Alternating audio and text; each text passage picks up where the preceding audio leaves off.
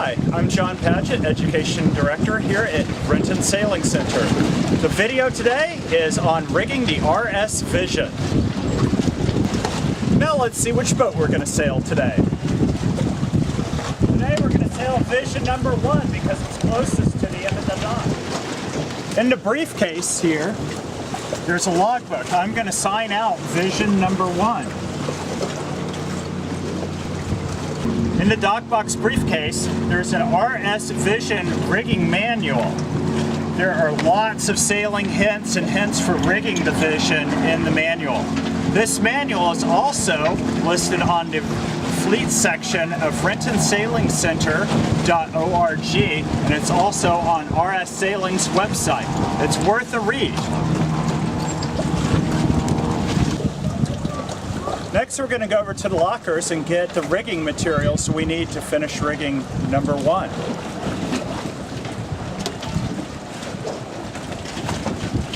In the back of the locker, a masthead float, rudder and tiller number 1.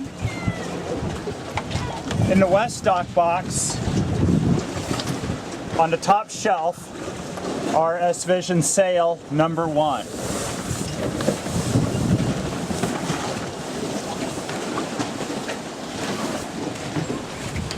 We're going to place the sail on the starboard side of the boat with the luff facing forward.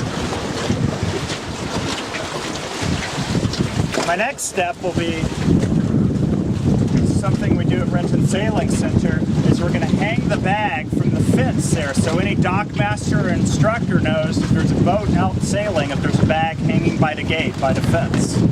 So that'll probably be. Our next step is to get all the control lines flaked and ready to run. I am going to start by disconnecting the Cunningham, which is holding the coil of all the control lines here.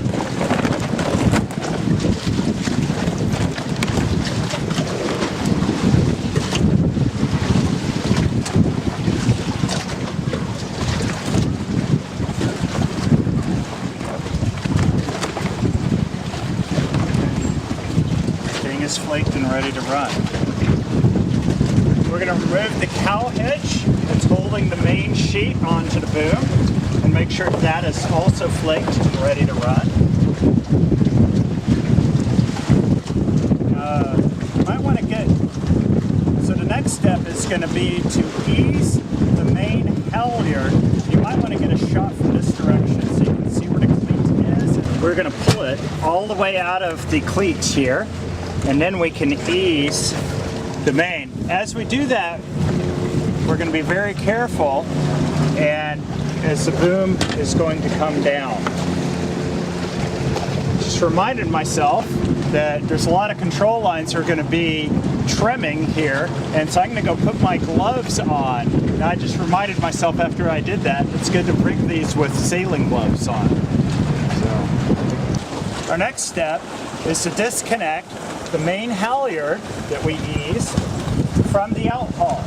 It should be tied with a square knot.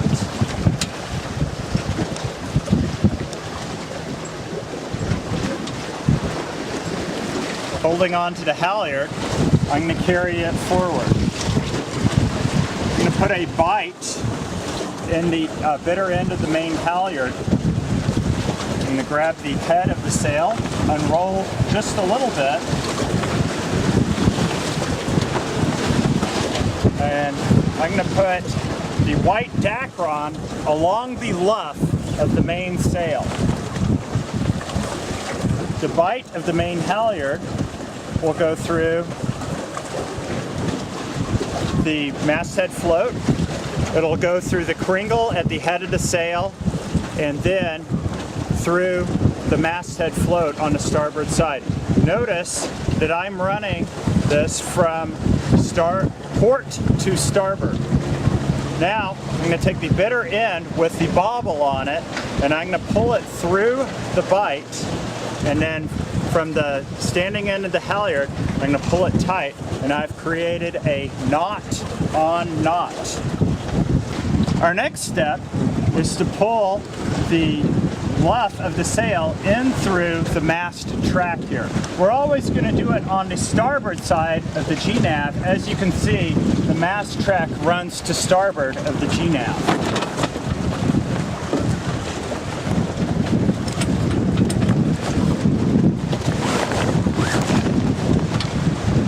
Okay. Now, before I finish my hoist, I'm going to take a look at the wind and make sure that the boat is head to wind.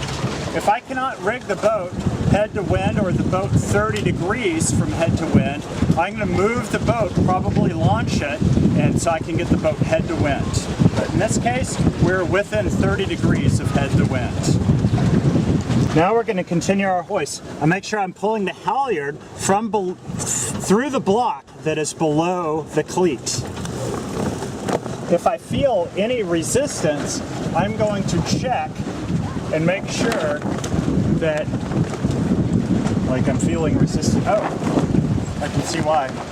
I need to continue making sure that the luff is being fed into the mast track. If I feel any resistance, I can take the halyard out of the cleat, ease it back down, then I can continue my hoist.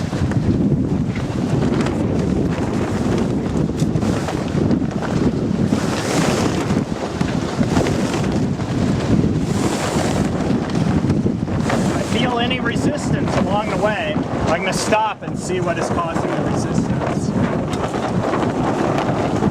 Once I get to the level that the blue slug is near the mast slot, I'm going to stop my hoist, insert the slug into the mast slot, and then continue my hoist. Now we're at full hoist. I'll make sure that I have put the cleat, the main sheet or main halyard into the cleat. Now we'll leave that right there. Our next step is to ease the outhaul out of the forward cleat on the boom and ease that all the way out.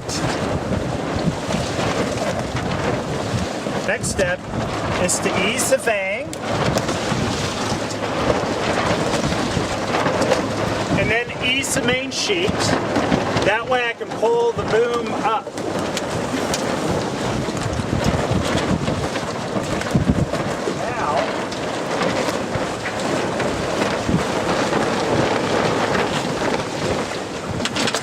Keeping the sail head to wind, I'm going to insert the slug into the track at the aft end of the boom.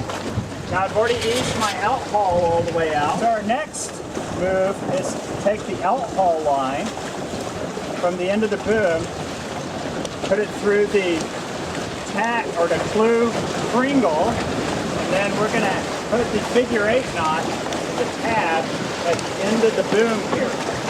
Next, my assistant Julia is going to trim the outhaul. And it's pretty breezy today, so we'll go almost all the way back on the outhaul. That's good, hold it right there. And our next step is to rig the forward reefing line. We're going to take the red reefing line out of the forward cleat and pull it about halfway through here. Now we can pull it out of the sheave at the forward end of the boom. Do not undo the figure 8 knots. We don't want this line sucked into the mat or the boom here. Now, I'm tall and I can reach on starboard into the top reefing kringle, and from there I'm just going to lace this down through the kringles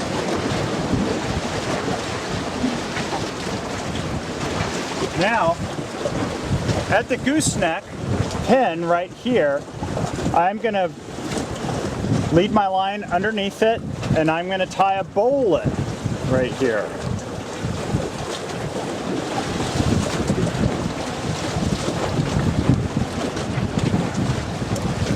Now we're going to work on the aft end of the reefing line. So I'm going to ease the rest of the reefing line through the block and ease it from the cleats. Now I'm going to go to the aft end of the boom and pull it out of the aft end of the boom. Next, I'm going to pull the reefing line out of the sheave at the aft end of the boom, making sure I leave the figure 8 knot in it. It's going to go from starboard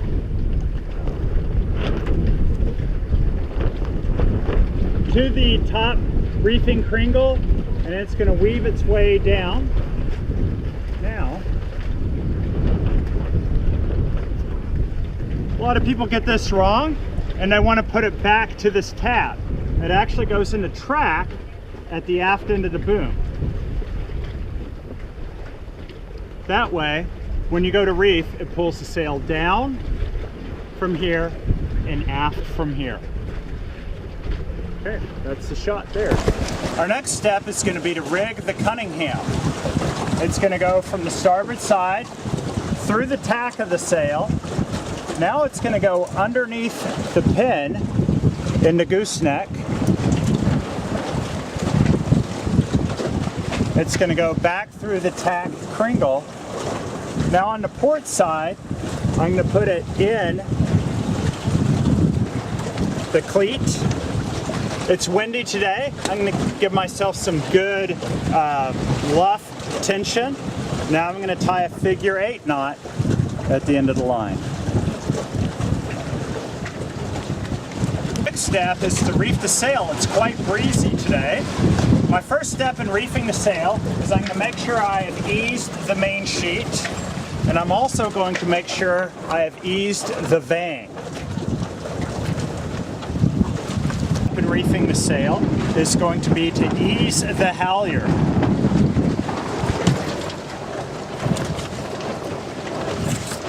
I'm going to hold the halyard here so it can be eased out.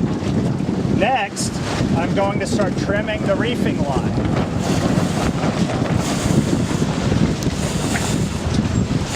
You can see that the leech of the sail is getting collapsed here. Now, as we tighten up the reefing line, you can see that the luff of the sail is getting collapsed onto the boom.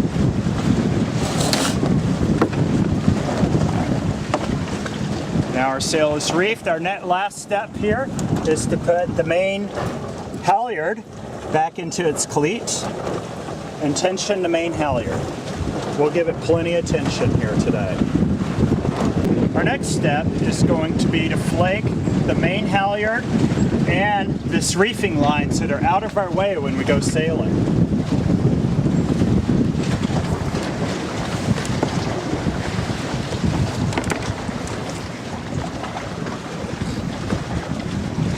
Go on this halyard hook right there. Next, the reefing line.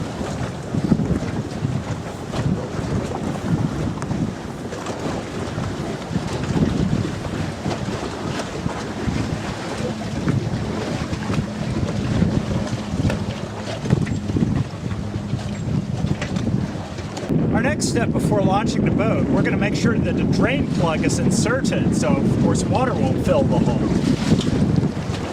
The drain plug's located right here at the transom of the boat. We generally leave the drain plug in, but make sure that the drain plug is in there before you go sailing. Our next step is to launch the boat. There's a couple of places where we can push and pull the boat. One is from the bow painter right here, and we can also push from the very front of the boat right here. Never push on the bowsprit. Are you ready? Absolutely. Let's launch. Watch your knees right here. Now we can just push this off here, and I've got the bow line right here. Horace is going to meet me on the other side, or Yulia will meet me on the other side of the pylon there, and I'll just hand that off. And then the next shot will be us tying a cleat hitch on this corner cleat up here. Thank you, Yulia. Next we're going to tie a cleat hitch.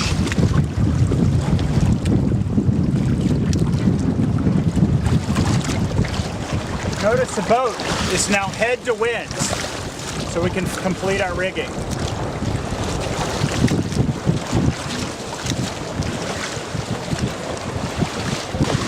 You might notice that we did not put the rudder and tiller in the boat. The reason so is when we launch it, we don't want it to slide out of the boat. These will sink.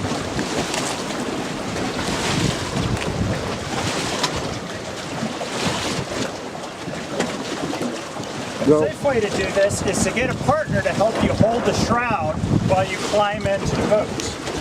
I'm going to start holding onto a shroud and I'm going to step right into the center of the boat. Now I'm going to move back because my next step is to attach the rudder to the boat.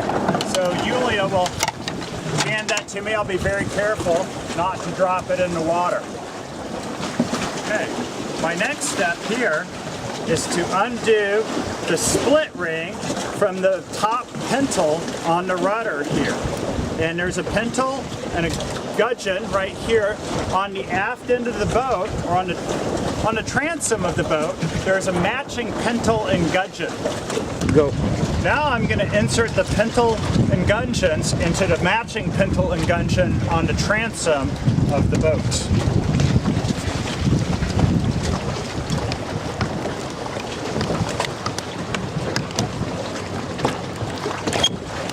I'm going to make sure that those are seated all the way down so the retaining tab is over the bottom gudgeon.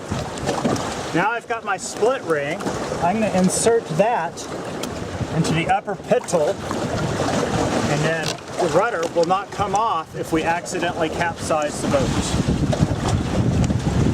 Now we're ready for our crew to board. Julia's going to step in holding on the shroud and stepping right into the center of the boat.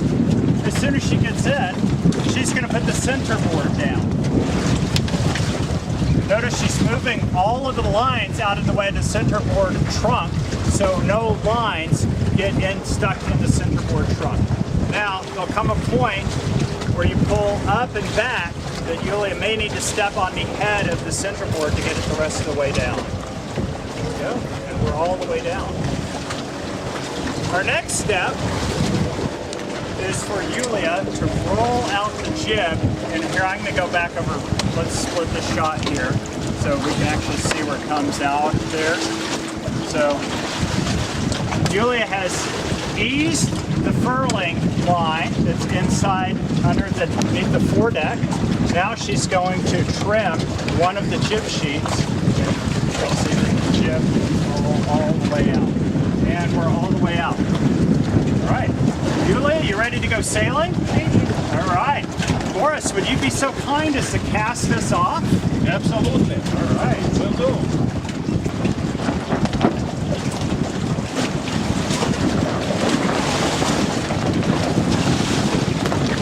Yeah, there we go. Just tuck it in there. Cool.